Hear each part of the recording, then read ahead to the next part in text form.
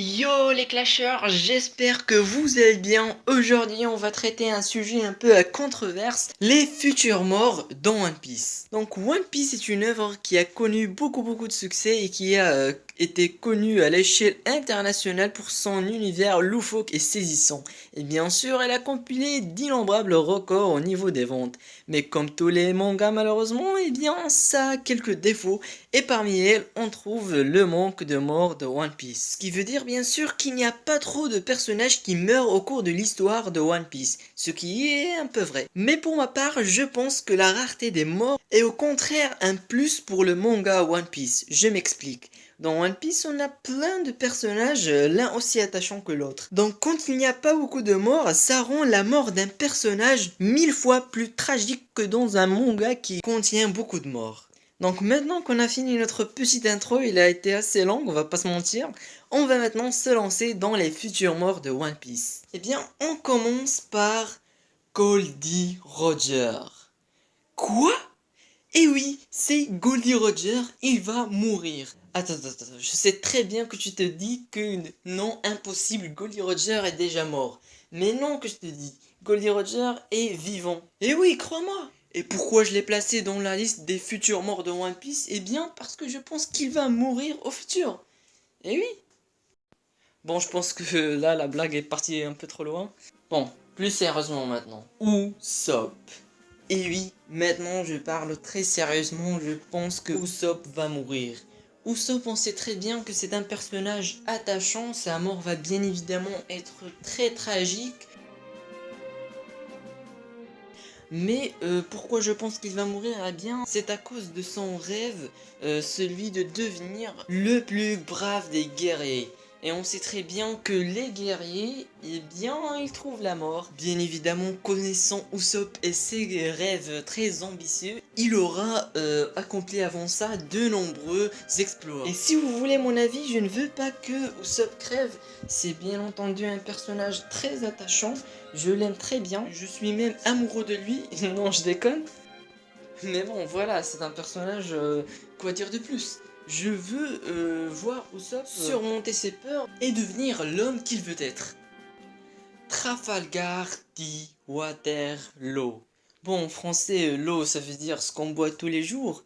Et water, en anglais, ça veut dire l'eau. C'est bizarre. Allez, j'arrête. Donc pourquoi je pense que l'eau va mourir? Eh bien, il y a deux grandes théories très populaires au niveau de la communauté One Piece. La première dit que l'eau va se sacrifier pour protéger Luffy et voilà, le rendre immortel grâce au pouvoir du Ope no Mi.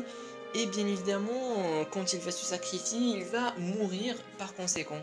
Et bien sûr, ça va être un symbole d'amitié et de loyauté, bien évidemment. Et il y a la deuxième théorie qui est complètement à l'opposé de cette dernière.